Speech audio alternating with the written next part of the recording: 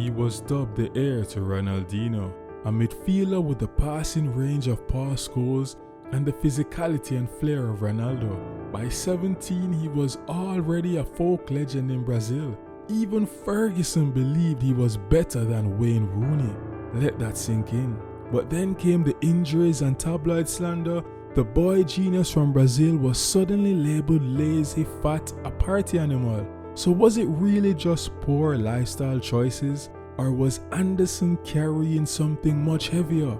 This is the story of the man who was meant to be Brazil's next Ronaldinho. To understand how good Anderson really was, you have to go back to the gritty streets of Porto Alegre, Brazil.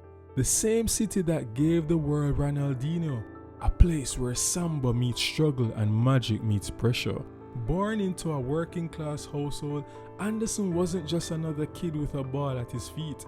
He was the eldest son, and after losing his father, he became the man of the house overnight. While many of his childhood friends drifted into drugs or violence, Anderson chose a different path, not just for himself, but for his mother, who worked 2 jobs to keep the lights on, for his 3 younger siblings who watched his every move, and maybe, just maybe, to prove to the world that greatness could come from grief. Even as a teenager, his talent was electric. He joined Grêmio's academy at just 5 years old. So young, they had to tailor training sessions around nap time. Coaches said he was the most gifted player they'd seen since Ronaldinho. By 17, he wasn't just promising, he was a phenomenon. And then came that night. Recife, November 2005, Grêmio were down to just 7 men in a promotion playoff. All hope seemingly gone, but in the 16th minute of added time, the long-haired teenager picked up the ball, weaved through defenders and buried the winner. A goal that didn't just seal promotion, it became legend. That game is still remembered today as the Battle of the Afflicted, and Anderson was the savior. As he celebrated, tears still on his face, few noticed what he did just after the final whistle. He looked up at the stands as if searching for someone. That same year, he won the Golden Ball at the Under-17 World Cup. Headlines started to blur. The next Ronaldinho, the next Kaká, even the next Scholes. Anderson had it all.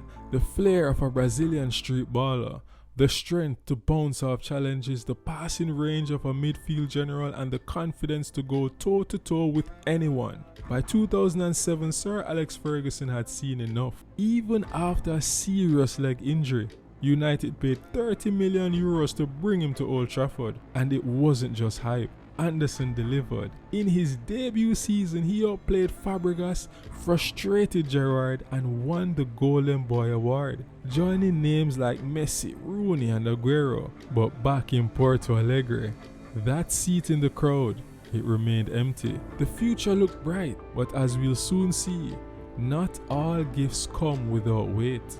But here's something you might not know. Anderson wasn't just tipped to be United's next midfield maestro. He was supposed to be Brazil's next Ronaldinho. The pressure wasn't just coming from the English tabloids, but back home, every touch, every pass, every mistake was weighted against legends. Anderson once said, "Ronaldinho is Ronaldinho, Anderson is Anderson." But the world didn't care. They didn't want Anderson. They wanted magic on command.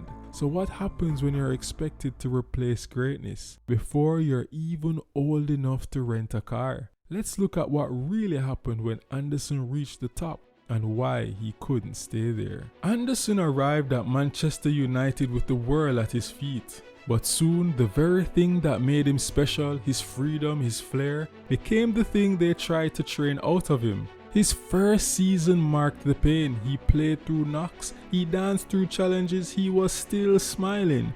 But behind that smile, his body was breaking. By 2010, he had already suffered multiple knee injuries. It culminated in a torn ACL that ended his season. That same year, in Portugal, he was pulled unconscious from a flaming Audi R8. A miracle he survived, and yet he came back. But each return was slower, each comeback a little less magical. United's coaching staff grew frustrated. Teammates raised eyebrows. Raphael would later say, Anderson could have been the best in the world, but he loved McDonald's too much. The media joined in, painting Anderson as lazy, unserious, a wasted talent. But maybe they didn't see the full picture. Maybe they didn't see a kid thrust into the pressure cooker of Europe, expected to be Ronaldinho, expected to take the reins from Paul Scholes, to care for his family. What they saw as joy was just a young Anderson coping. They missed the stress, because sometimes smiling isn't a sign of peace, it's a shield. Anderson wasn't just fighting injuries, he was battling expectations, cultural misinterpretation, and the cold indifference of a system that never really understood him. And let's be honest, England doesn't have the best history when it comes to understanding or valuing melanated players. By the time Moyes and Van Gaal arrived, Anderson was a ghost of the boy genius we once knew. He played just 70 minutes in his final season. No farewell match, no tribute. And as he walked down the tunnel for the final time, there was no roar, no tears, no trophy. Just a quiet glance to the stands, still looking as if searching for someone, but he simply faded out. But here's the twist. Many of Anderson's peers labeled him as unprofessional, lacking discipline, living the wrong lifestyle. Yet Wayne Rooney has himself spoken about his challenges with alcohol and how he had destructive behaviors that he used to cope with the high expectations and pressures of being a Wonderkid. The difference? Rooney never endured the injury setbacks Anderson did. And let's not forget, Rooney also struggled with his weight even during his prime. So here's a question for you. If you were carrying the hopes of people you've never met, actually, let's bring it closer. If your family depended on you to provide at 14, 15, even 22, how would you cope with setbacks that stopped you from performing? Let me know in the comments. And if you think this story is over, stick around. Because Anderson's story wasn't all despair, it just kept going in a direction no one saw coming.